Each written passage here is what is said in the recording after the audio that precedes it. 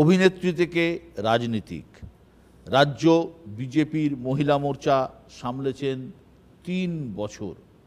গত লোকসভা ভোটে হুগলি আসনটি তিনি কেড়ে নিয়েছেন তৃণমূলের হাত থেকে। এবার ফের ভোটের ময়দানে তিনি, কিন্তু এবার লড়াই কি একটু হলেও কঠিন? ঘরের অশান্তি কি সুবিধা পাইয়ে দিচ্ছে প্রতিপক্ষকে? নানা প্রশ্নের উত্তর দেবেন তিনি। সোজা সাপটা লকেট চট্টোপাধ্যায়। লকেট নিউজ 18 বাংলায় আপনাকে স্বাগত।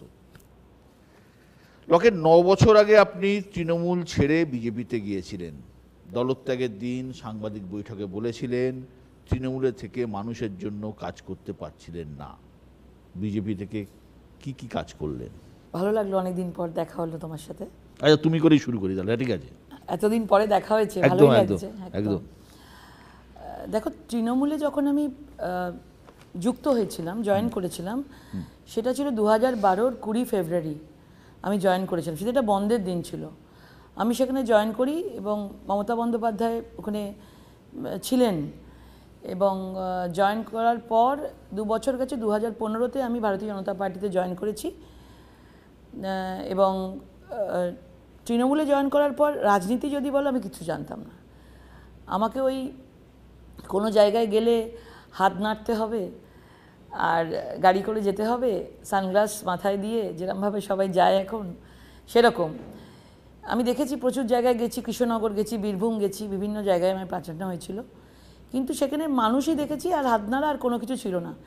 একদম পরিপক্কভাবে রাজনীতি আসলে কি, যে ধাঁচা আছে, কোনো দিনই সেখানে আমি ঢুকতে পারিনি। আমাকে 2014-তে আমাকে ওয়েস্ট বেঙ্গল মহিলা কমিশনের মেম্বার করা হয়েছিল। আমি 7 মাস ওখানে ছিলাম। কয়েকটা ঘটনা আমাকে খুব একটা অত্যন্ত আমার নিজেকে একটুখানি বিরক্তি লেগেছিল আমার, যে এটা কিসের রাজনীতি? যদি মানুষের জন্য সেবা করতে হয় তাহলে পুরোপুরিভাবে আসা উচিত। কিন্তু তখন দেখছিলাম যে ঠিক মতো যার জন্য আসা, যে অন্যায়ের বিরুদ্ধে প্রতিবাদ করা, সেটা মনে হয় ওই শাসক দলে থাকাকালীন সেটা খুব একটা আমার ভেতরের স্যাটিসফ্যাকশন লাগছিল না। তো তখন আমার মনে হয় যে আমি যখন জনসেবা করতেই চাই, তাহলে সেখানে পুরোপুরিভাবে 100% দিতে চাই, এবং রাজনীতিটা কী তার ধাঁচায় ঢুকতে চাই।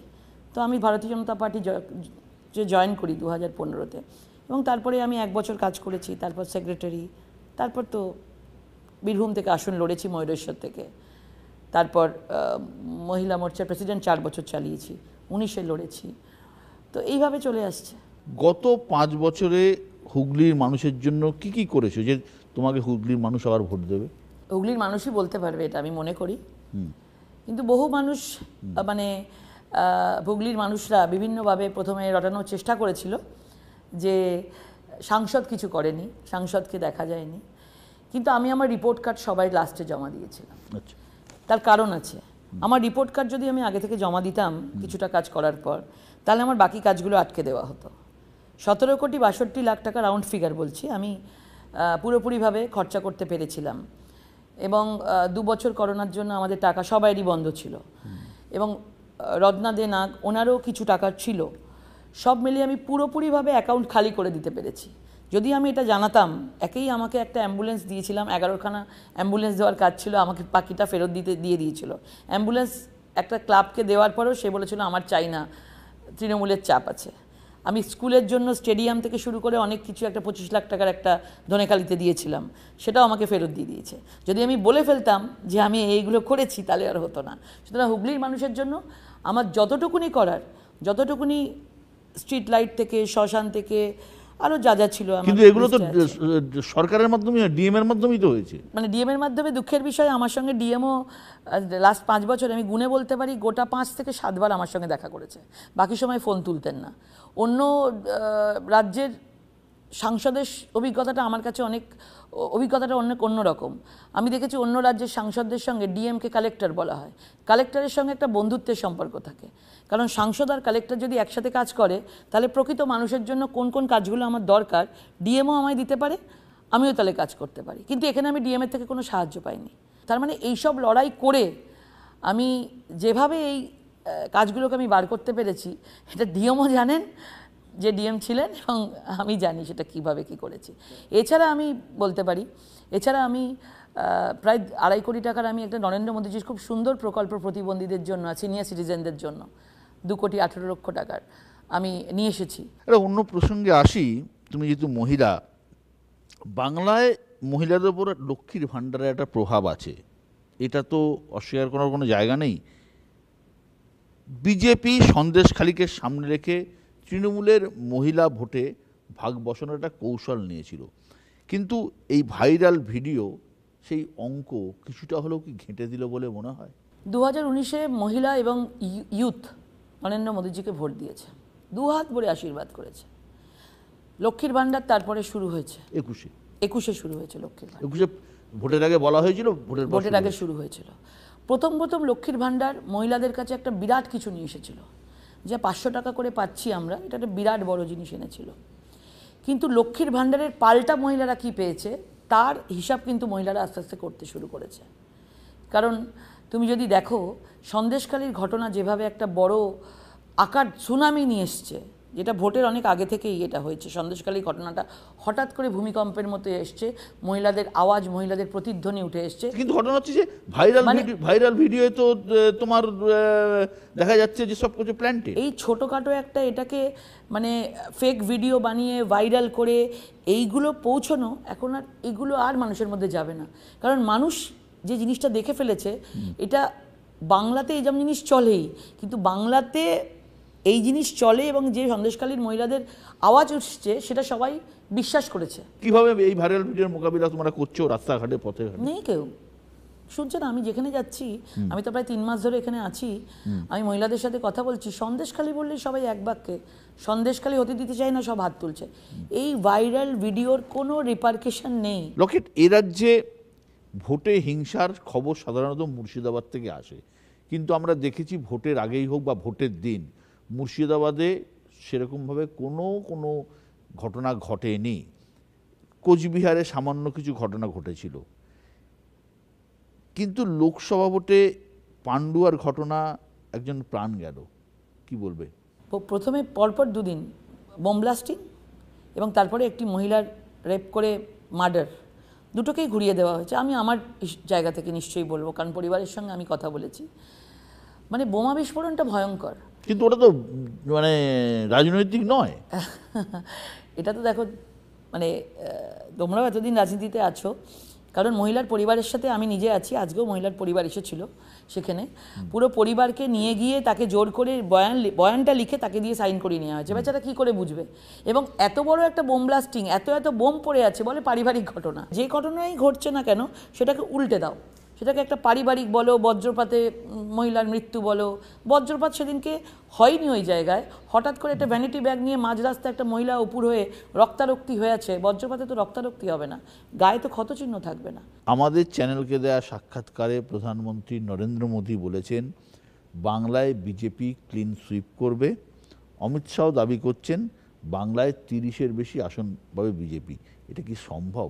2019-এ আমরা কেউ ভেবেছিলাম? আমি তো নিজেও কখনো ভাবিনি, যখন আমাকে দেওয়া হয়েছিল হুগলি আসন, এবং সবাইয়ের মধ্যে ছিল 2 থেকে কত হতে পারে, 10 হতে পারে, 12 হতে পারে, উনি বলেছিলেন 23 হবে, আমরা 18 গেছিলাম। মানে কেউ প্রেডিক্টই করতে পারিনি 18 পাবে। যদি সেটা হয়, আর তারপরেই আমাদের একটা 3টে রাজ্যের নির্বাচন গেছে, 3টে রাজ্যের নির্বাচনে একটা লোক সারা দেশে বলেনি যে রাজস্থান, মধ্যপ্রদেশ, ছত্তিশগড়ে জিতবে। কেউ বলেছে মধ্যপ্রদেশটা জিততে পারে, কেউ বলেছে রাজস্থানটা জিততে পারে, বাট বাকি দুটোতে হবে না। কিন্তু আমরা সারা দেশ হকচকিয়ে গেছে, অবাক হয়ে গেছে যে ভেতরে আমাদের একটা বিজেপির সাথে কংগ্রেসের অ্যান্টি কংগ্রেস একটা চোরা স্রোত বইছে। এখানেও একটা অদ্ভুত চোরা স্রোত আছে তৃণমূলের বিরুদ্ধে, এবং সেই চোরা স্রোতটা 30 অবধি আমাদের কাজে লাগবে। তুমি ঠিক কথা তুমি বললে, 2019-এর কথা আমি মেনে নিলাম। 2021-এও তো বলেছিল আপকি বার 200 পার। 21 আর 24 আকাশ পাতাল তফাৎ। 21 আর 24 দেখো কতগুলো নেতা জেলের ভেতরে। পুরো রেশনের ইস্যুটা দেখো, রেশন বড় দুর্নীতি, সেটা 3 কোটি রেশন ফেক কার্ড জেলের ভেতরে রয়েছে, রেশন মল্লিকবাবু। পার্থ চট্টোপাধ্যায় তৎকালীন শিক্ষামন্ত্রী জেলের ভেতরে, তার সঙ্গে আরও সাঙ্গপাঙ্গ জেলের ভেতরে। বলাগড়ের তিনজন, অয়ন, কুন্তল, শান্তনু জেলের ভেতরে। মানে শিক্ষা, স্বাস্থ্য, রেশন সন্দেশখালী, এত কিছু ঘটে গেছে, তো কোথায় 21 কোথায় 24? মমতা ব্যানার্জি আর কাকে ছেড়ে কাকে বলবে? উনি দেখুন সব কিছু উল্টো দিকের লোকগুলোকে আশীর্বাদ আছে। বীরভূমে অনুব্রত খুব ভালো ছেলে, অনুব্রত তিহারে বসে আছে, অনুব্রত মণ্ডল। যতই বলুন, এখানে তো কেউ বলতে পারবে না যে বিজেপির লোক, বিজেপির এজেন্সি, বিজেপির এই, মানে পুরোপুরিভাবে হাইকোর্ট থেকে সুপ্রিম কোর্ট থেকে সব কিছু চলছে।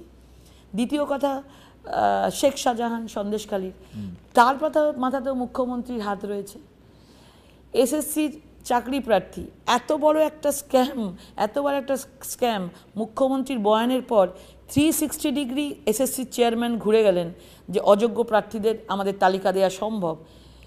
এইগুলো তো গ্রামের দিকের লোক না বুঝলেও অন্তত যে আমাদের বাংলায় যথেষ্ট শিক্ষিত মানুষ থাকে, মধ্যবিত্ত মানুষ যথেষ্ট শিক্ষিত, তারা তো একটু বুঝতে পারছে যে কী ধরনের এই সরকার কাজ করছে। তো 21 আর 24 কিন্তু আকাশ পাতাল তফাৎ। লক্ষ্মীর ভাণ্ডার একদিকে রয়েছে, একদিকে দুর্নীতিও ইস্যু রয়েছে, কোনটা বেশি প্রভাব ফেলে তুমি মনে করছো? লক্ষ্মীর ভাণ্ডার কোনো প্রভাব ফেলবে না। কি বলছো? আমি বলছি আপনাকে, এটা দেখে নেবেন। 500 থেকে 1000 টাকা করেছে, কাউকে দেখেছেন কিছু নিয়ে বলতে? ঠিক আছে, দিচ্ছে নিয়ে নিচ্ছে, কিন্তু ওরা জানে তার উল্টো দিকে কী আছে। প্রধানমন্ত্রী আবাস যোজনায় বাড়ি রয়েছে, প্রত্যেক বাড়িতে কলের মাধ্যমে জল প্রত্যেক বাড়িতে দেওয়ার জন্য কে দিচ্ছে? প্রধানমন্ত্রী দিচ্ছে। প্রত্যেকদের 5 কেজি করে রেশন কে দিচ্ছে? প্রধানমন্ত্রী দিচ্ছে। প্রত্যেকে জিরো ব্যালেন্স অ্যাকাউন্ট কে দিচ্ছে? প্রধানমন্ত্রী দিচ্ছে। প্রত্যেকদের 6000 টাকা করে, কিষাণদের 2000 করে 6000 দিচ্ছে, কে দিচ্ছে? প্রধানমন্ত্রী দিচ্ছে। তৃণমূলের অভিযোগ তো সমস্ত টাকা ইচ্ছে করে আটকে রাখা হয়েছে। এটা তো নাটক। এই যে দিল্লিতে গিয়ে এই যে নাটক চললো, আমাদের যিনি এমওএস ছিলেন সাধ্বী নীলাঞ্জনজি, উনি আমাকে সেদিনকে রাত্রিবেলা যেদিনকে সব চলছে, তো উনি আমাকে ফোন করে বলছে, লকেটজি দেখুন, আমি এখানে বসে আছি, 8টা অবধি টাইম দেওয়া আছে, আমি বলেছি তোমরা একটা 5 জনের কি 10 জনের প্রতিনিধি দল আপনারা আসুন, ওরা না এসে বাইরে নাটক করছে, আমি হিসেব নিয়ে বসে আছি। তো এরা তো চাইছেই না যে সেগুলোকে ফেস করতে, এরা চাইছে কি করে মানুষকে কনফিউজ করে দেওয়া যায়। 4,500 কোটি 3,500 কোটি মনরেগার টাকার কোনো হিসেব রাজ্য সরকার দিতে পারেনি। সাধ্বী নিরঞ্জন জ্যোতি এমওএস আছেন, উনি নিজে বলেছিলেন যে আপনাদের যে জায়গায় ডাউট আছে সেই জায়গাগুলোতে তদন্ত হোক। তো তারাও তদন্ত করতে রাজি। তখন বলা হলো যে তাহলে একটা কাজ করুন, সবাইয়ের টাকা না আটকে একটা কমিটি বানানো হোক, রাজ্য সরকার থেকে কমিটি হোক, কেন্দ্র সরকার থেকে কমিটি হোক। কমিটি হলে সেই কমিটিগুলো যে পার্টিকুলার জায়গায় আমাদের সন্দেহ হচ্ছে সেই জায়গাগুলো তদন্ত হোক। একইভাবে তৃণমূল বলছে এই যে অযোগ্যদের ঠিক আছে বাতিল করেছো, ঠিক আছে, যোগ্য শিক্ষকদেরও চাকরি যেভাবে বাতিল করা হচ্ছে এটাও তো জিয়ে রাখছে বিজেপি। এটা কে দায়ী? যখন তাকে বলা হয়েছিল যে আপনি অযোগ্যদের তালিকা দিন এসএসসি চেয়ারম্যানকে, তখন উনি বললেন যে আমার পক্ষে দেওয়া সম্ভব নয়। তারপরে যখন সব 25,000 চাকরি বাতিল হলো এবং সেখানে যোগ্যরাও ছিল অযোগ্যরাও ছিল, কিছু করার নেই, পুরো বাতিল হয়ে গেল। যখন প্রধানমন্ত্রী নরেন্দ্র মোদী এসে বললেন দুর্গাপুরে যে যোগ্য প্রার্থীদের আমরা পুরোপুরিভাবে আইনত সাহায্য দেব, সঙ্গে সঙ্গে এসএসসি 360 ডিগ্রি ঘুরে গেল। তিনি বলছেন অযোগ্য প্রার্থী যারা 8,324 জন আছেন তাদের আমাদের প্রার্থীর তালিকা দেওয়া সম্ভব আছে। তার মানে গণ্ডগোলগুলো পাকিয়ে রাখতে চাইছেন তো তৃণমূল সরকার, নাহলে তো ওদের কাছে কোনো ইস্যু নেই। দুর্নীতির বিরুদ্ধে লড়াই যেমন উনি বলেছেন সেইভাবে আমরাও করছি, না খাউঙ্গা না খানে দুঙ্গা। যে জায়গায় দুর্নীতি হয়েছে, এবারের মেন ইস্যু নরেন্দ্র মোদীজি যেটা বলেছেন সেটা আমার কাছেও এখানে মেন ইস্যু, যে মাফিয়া, দুর্নীতি, সিন্ডিকেট, তোলাবাজির বিরুদ্ধে এই ভোট হবে, নারীদের সুরক্ষার জন্য এই ভোট হবে। নিউজ ফ্ল্যাশ নিবেদন করছে सफेद डिटर्जेंट पाउडर। मेरा सफेद तुरंत खुले, भरपूर झाग दे, मेरी चॉइस मेरा सफेद। এটা তো মাইথান স্টিল না। হ্যাঁ, পাড়া প্রতিবেশীরাও লাগিয়েছে। স্ট্রং মানে মাইথান স্টিল। হাতে যে সেজেছে মেহেন্দি, কাবেরী কাবেরী মেহেন্দি। কাবেরী মেহেন্দি কোন হাতে ফুটুক ভালোবাসার গভীর রং। আমরা হচ্ছি তারা যারা সর্বদা সক্রিয় থেকে দুনিয়াকে করেছি প্রগতিশীল। তাহলে আসুন আমাদের আত্মবিশ্বাসের ব্যাকআপ স্থাপন করি, বিদ্যুতের গতির সঙ্গে তাল মিলিয়ে চলতে চেষ্টা করি, আমাদের চিন্তা শক্তি দিয়ে স্বপ্নের ফ্লাড লাইট আনি। আমরা যারা প্রগতিশীল, কে তাদের থামাতে পারে? মাইক্রোটেক থাকলে অন, সবকিছু থাকে অন। হাতে যে সেজেছে মেহেন্দি, কাবেরী কাবেরী মেহেন্দি। কাবেরী মেহেন্দি কোণ হাতে ফুটুক ভালোবাসার গভীর রং।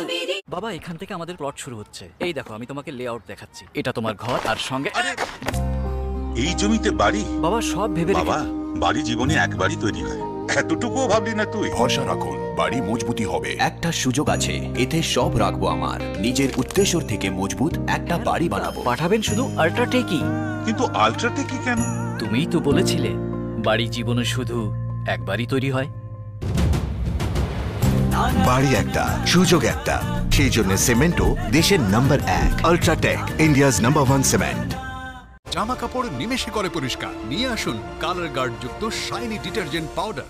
দীপা আর শুভঙ্কর দুজনেই পছন্দ করে চাউমিন উইথ পাপড়। আর আজ বেঙ্গলি ম্যাট্রিমনির ইন্টারেস্ট ম্যাচিং ফিচার থেকে এদের জুটি একেবারে ফাটাফাটি।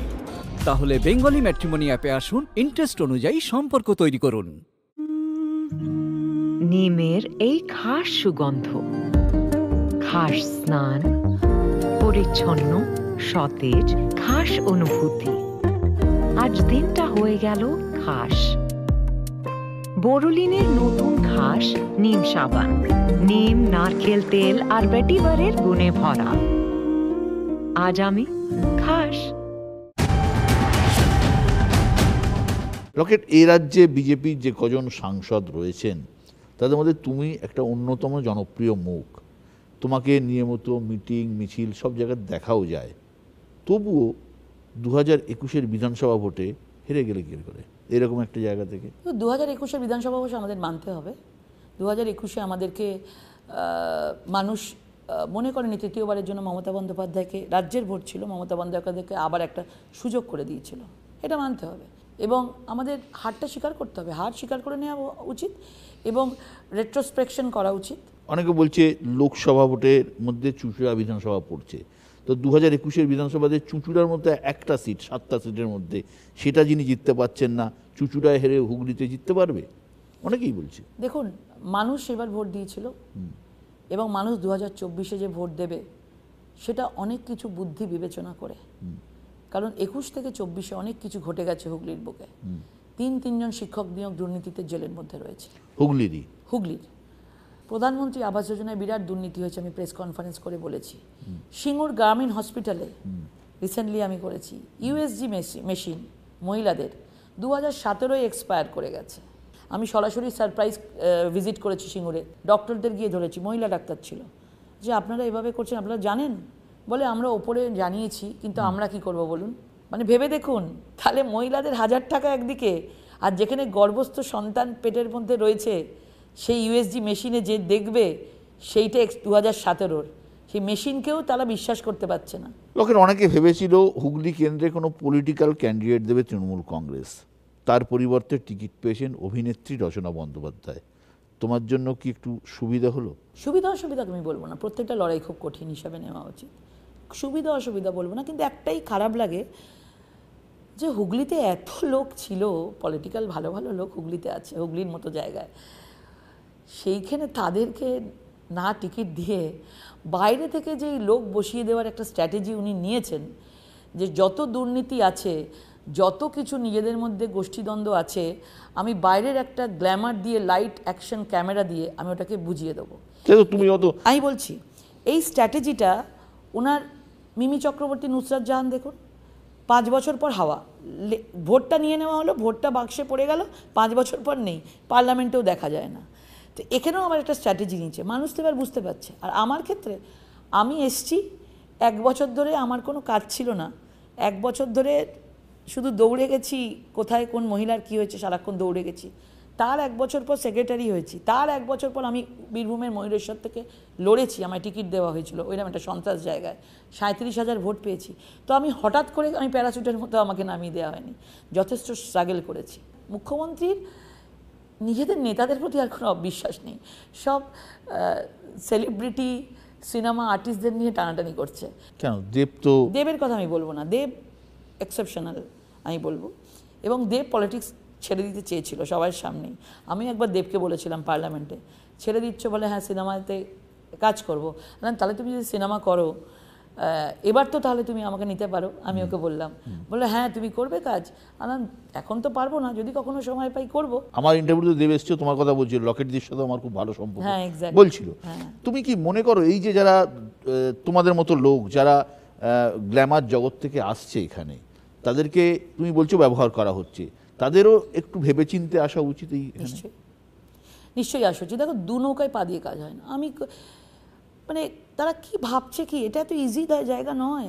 যারা আসছেন আমি তাদেরকে দয়া করে বলবো, রাজনীতিটাকে ভাববেন না যেটা বিশাল গ্ল্যামারের জগৎ, আমি অনেক কিছু সুবিধা পেয়ে যাই। রাজনীতিটা কিন্তু একদম মানুষকে, আমাকে যেরকম দেখছেন এটা কিন্তু মানে আমি নিজেকে আর্টিফিশিয়ালি তৈরি করিনি। এই রচনাকে যেভাবে ট্রোল করা হচ্ছে দুধ ধোঁয়া এইসব নিয়ে, তো সেটা তো বিজেপির একটা সেকশন তোমরাই করছো। না, বিজেপির করছে না। আমাদেরকে নিয়ে তো আমাদের সিনেমা ছোটো ছোটো ক্লিপিংসও বেরিয়েছিল আমার আর রচনার নিয়ে ক্লিপিংস।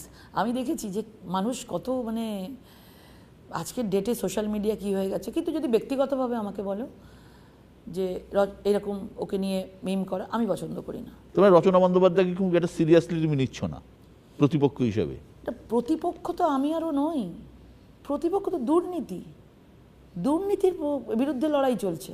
রচনার সাথে তোমার সম্পর্ক কেন? ভালো, খুব ভালো। মাঝখানে তো আমি এখানে আসাতে খুব একটা ভালো, আমি বিজেপিতে আসাতে খুব একটা ভালো কেউ নেয়নি, মানে তোমাদের দুনিয়া নেয়নি, যে দুনিয়া তুমি ছিলে। মানে 2015-তে যখন আমি জয়েন করেছিলাম, 2019-এ যখন আমি জিতেছি, তারপর অনেক বড় বড় লোকের ফোন পেয়েছি। আর রচনার সঙ্গে আমার দেখা হয়, মনে হয় প্রসেনজিৎ চ্যাটার্জি নাকি অনেকেই ছিল বড় বড় লোকেরা, কিন্তু মাঝখানে রচনার সঙ্গে আমার কথা হয়নি। কিন্তু বন্ধু অবশ্যই আছে, দেখা হলে তো কথা হবে। এই যে আমিষ নিরামিষ বিতর্ক ভোটের ময়দানে হচ্ছে, ব্যক্তিগতভাবে তুমি কি মনে করো, তুমি কি খাবে কি খাবে না, সেটা কি অন্য কেউ বলে দিতে পারে বা বলে দেওয়া উচিত? না, এটা একদমই না, এটা না রটানো হয় আমার মনে হয়। দেখো, আমি তো উত্তরাখণ্ডেও কাজ করে এসেছি, এবং আমি তো মাছ ভাতে বাঙালি, মাছ তো পছন্দই করি। বাঙালির মাছ ভাত ছাড়া কিছু হয় না, এবং সেটা পুরোপুরিভাবে বিশ্বাস করি। উত্তরাখণ্ডে গেছি যখন, সেখানে তো নিরামিষ চলে, সেখানে মাছ পাওয়াটাও মুশকিল। আমার ভেতর থেকে মন থেকে ইচ্ছা হয়েছে আমার, তো আমার যেটা ইচ্ছা হয়েছে আমি খেয়েছি। বিজেপি যদি ক্ষমতায় আসে আর তুমি যদি হুগলি কেন্দ্রে যেত, তাহলে লকেট চট্টোপাধ্যায় কি মন্ত্রী হিসেবে দেখা যাবে কেন্দ্রে? এটা তো দেখো, এটা তো সেন্ট্রাল থেকে ঠিক হয়, এটা তো আমরা জানি না, কিন্তু জিততে হবে, ইটস ভেরি ইম্পর্ট্যান্ট। লকেট সংগঠনে তুমি কাজ করেছো, তুমি সাংসদ হয়েছো, রাজনীতিক লকেট চট্টোপাধ্যায়ের স্বপ্ন বা উচ্চাসা কি? আমি তো হঠাৎ ডেস্টিনিতে নিয়ে এসছি আমাকে, আমি এটা বলবো, ডেস্টিনি। আমি রাজনীতির সঙ্গে কোনোভাবেই ছিলাম না, তো স্বপ্নও দেখিনি কিন্তু আমি রাজনীতি নিয়ে, তো স্বপ্ন ছাড়াই রাজনীতিতে এসেছি। এসেই যখন পড়েছি তখন আমি চাই আরও বেশি করে মানুষের মধ্যে থেকে, মানুষের সাথে থেকে জনসেবা করা, এটাই চাই। লকেট, তুমি একটা সময় ফুল টাইম অভিনেত্রী ছিলে, এখন তুমি ফুল টাইম রাজনীতিবিদ। দেব, ব্রাত্য, এরা তো প্রফেশনটাও চালিয়ে যাচ্ছে, কখনো কি ইচ্ছে হয়নি রাজনীতির পাশাপাশি অভিনয়টাও করি? আমার একবারের জন্য ইচ্ছে হয়নি, মানে আমার মাথাতেই আসেনি। হয়তো আমি এত বিজি হয়ে গেছি কাজ রাজনীতিতে, আগামী দিনে কী হবে আমি জানি না, কিন্তু আজ পর্যন্ত যদি বলো, আমার রাজনীতি থেকে একবারের জন্য ইচ্ছা হয়নি অভিনয় জগতে যাই। তোমার উল্টো দিকে যিনি জানিয়েছেন রচনা, পেশাদার জীবনে তোমার তো বন্ধু, রাজনীতির তিক্ততা এই ব্যক্তিগত সম্পর্ককে কখনো নষ্ট করবে না? কখনো কষ্ট করবে না, আমার মনে হয় কখনো করবে না। রাজনীতির লড়াই রাজনীতির মতন, কিন্তু বন্ধুত্বের জায়গা সেটা হৃদয়ে সবসময়তেই থাকবে। রাজনীতিক লকেট চট্টোপাধ্যায় নবাগতা রচনাকে কি টিপস দেবে রাজনীতিতে? গরমে অত্যন্ত জল খেতে বলবো ভালো করে, এবং শরীরকে ঠিক রাখতে বলবো, এবং এটাই বলবো যে একদম যেন ফিট থাকে, এটাই। সেটা শারীরিকভাবে। রাজনীতির টিপস কি? রাজনীতির ময়দানটায় মানে অনেক কিছু শেখার আছে। কোনো সময় যেটা আমরা ভাবি যে ওটা একটা মানে যে কোনো লোকেরই যদি কিছু না হয় তো আমি রাজনীতিতে এসে গেলাম, এটা না ভাবা, এবং অনেক কিছু মানে ত্যাগ করতে হয়। না, কিন্তু রকেট, আমরা জানি যে অমিতাভ বচ্চন হারিয়ে দিয়েছিলেন হেমবতী নন্দন বহুগুণাকে। এরকম রাজনীতিতে বহু ইন্দ্রিয় পতন ঘটেছে সেলিব্রিটিদের হাত ধরে, বহু জায়গায় হয়েছে, পশ্চিমবঙ্গ তার ব্যতিক্রম নয়। রচনার তো একটা দিদি নম্বর 1 করে ব্যাপক জনভিত্তি আছে, মানুষের মধ্যে পেনিট্রেশন আছে, এটাকে তুমি কিভাবে মোকাবিলা করবে? দিদি নাম্বার 1 টিভির মধ্যেই থাকবে, দিদি নাম্বার 1 কখনো ঘর দিতে পারবে না, দিদি নাম্বার 1 কখনো রেশনের চাল দিতে পারবে না। আমাকে দিদি নাম্বার 1 এটাই বলতে পারে যেটা বলছে যে আমাকে যে তাহলে আমি দিদি নাম্বার ওয়ানে ডাকবো, কিন্তু মানুষ যাবে কখন? যদি ভালো থাকে তবে তো। লকেট, এই যে তুমি একটা নামাবলী গায়ে দিয়ে আছো, এটা কি রাজনীতির জন্য? দেখতে পাচ্ছি তুমি তো এরমভাবে থাকতে না, এত নামাবলী, এত মালা গলায়, মানে এত ধরনের ধর্মীয় জিনিস কেন? দেখো, উত্তরাখণ্ডে যখন আমি গেছিলাম তখন একটা অনেক, মানে আমি নিজে ভাবতাম বেঙ্গলে আমরা অনেক বেশি ভক্তি, আমার জানোই আমার বাবা মন্দিরের পুরোহিত ছিলেন, আমরা বংশধর রামকৃষ্ণদেবের, তো আমাদের মধ্যে তারা ভক্তি আছেই, কিন্তু উত্তরাখণ্ডে গিয়ে জানতে পারলাম আমাদের ভক্তি কি, মানে তারা তো মানে এক পা যেতে যেতে মন্দির, ও এত মন্দিরে ঘুরেছি, আমার কাছে সেই ভেতরে একটা ট্রান্সফরমেশন আমার ভেতরে হয়েছে, স্পিরিচুয়াল যদি বলো সেটা বলো। আমি রুদ্রাক্ষ এমনিতেই ভালোবাসতাম, রুদ্রাক্ষ আমি পড়তাম আগেও, ফ্যাশন যদি বলো, আমি অনেক ধরনের মালা বিভিন্ন মন্দির, কি মালা আছে এগুলো? হ্যাঁ, রুদ্রাক্ষই আছে। আর এগুলো কি সাদাটা? রুদ্রাক্ষ? রুদ্রাক্ষই আছে এখানে, রুদ্রাক্ষ। এত রুদ্রাক্ষ? না, এটা বড়, এটা ইন্দিরা গান্ধীও পড়তেন শুনেছি, নাকি রুদ্রাক্ষ পড়লে মানুষ ক্ষমতার খুব ইয়েতে পৌঁছায়, একটা ভালো। আমি তো জানতাম, এখন তো সব শুনি, কিন্তু আমি তার আগে থেকেই পড়ি। যে রুদ্রাক্ষগুলো আমার মানে ভালো লাগে, আমার বিভিন্ন জায়গা থেকে আমি কালেকশন করি, এবং আমি গলায় অনেক কিছু হারটার, এগুলো আমার ভালো লাগে পড়তে। এখন আমি এখনকার কথা বলছি। আর এইটার নামাবলীর কথা বলছো, আমার বাবা পূজারী ছিলেন, আমি বাবাকে দেখতাম নামাবলী নিয়ে গায়ে দিতে। এবার আমি তখন মনে হতো, ইস, আমার ভালো লাগতো নামাবলীর, মা পাঞ্জাবি বানিয়ে দিয়েছে আমাকে, মানে কুর্তা বানিয়ে দিয়েছে নামাবলীর, আমরা পড়েছি নামাবলীর চাদর, ওড়না নিয়েছি আমরা। কিন্তু যখন আমি রাজনীতিতে ছিলাম না, কিন্তু কখনো যখন রাজনীতিতে এসছি তখন নামাবলী গায়ে দেওয়ার ইউজটা মানে আমার বেশ মাথায় ছিল যে কীভাবে এটা কী করতে পারি। কিন্তু আমার মনে হচ্ছে আমি রোদের মধ্যে যখন আমি ঘুরছি, এত রোদ, তখন তো আমি এটাকে নিতেই পারি, তখন আমার ইচ্ছাটাও পূরণ হলো। এটা ভোট কৌশল না, কোনো ভোট কৌশল না, ইচ্ছাটাও আমার পূরণ হলো, এবং আমার রোদের মধ্যে আমার গাটাও ঢাকা রইলো, সব মিলিয়ে। এবার যে যেটা ভাববে সেটা তার ব্যাপার। না, বিজেপিতে একটা ছিল, ধরো আমরা দেখেছি উমা ভারতী, সাধ্বী রীতাম্বরা, যারা সাধারণত মহিলা রাজনীতিবিদ আছেন, সবাই তাদের স্টাইল, কিন্তু মানে তোমার মধ্যেও একটা ইয়ে তৈরি হচ্ছে। এরকম কোনো তৈরি করা কিছু হয়নি, এটা এমনি। ওনারা অনেক সিনিয়র আছেন, ওনাদের আলাদাই ব্যাপার, আমি আমার মতো। রকেট, একটা র্যাপিড ফায়ার রাউন্ডে আসি। রাজনীতি না অভিনয়? রাজনীতি। নরেন্দ্র মোদী না অমিত শাহ? মোদিজি। দিলীপ ঘোষ না শুভেন্দু অধিকারী? টাফ বলাটা, দুজনেই আমার খুব প্রিয় মানুষ। মাছ খেতে ভালোবাসো? কোন মাছ খেতে ভালোবাসো তুমি? ছোট মাছ। ছোট মাছ? পুকুরের মাছ। পুকুরের মাছ। ইলিশ না মাটন? ইলিশ। অভিজ্ঞতা না তারুণ্য? অভিজ্ঞতা তো একটা কাজ করেই, আবার তারুণ্য, দুটোই লাগে আমার মনে হয়। নবীন প্রবীণ। কি করে সময় কাটাচ্ছ অবসর সময় যখন? নেই। তোমার তো একটি ছেলে। এক ছেলে। কত বড়? 24। এই জন্মদিন গেল 6 তারিখে। কি করবে সে? তাকে মা হিসেবে মানে তুমি কি পজিটিভ না?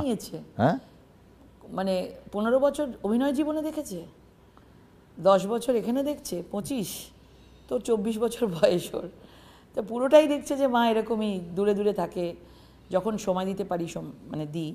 এই জন্মদিনে আমি প্রথম ওর জন্মদিনে থাকতে পারিনি, একবার কথা হয়েছে ওর সাথে, মেনে নিয়েছে।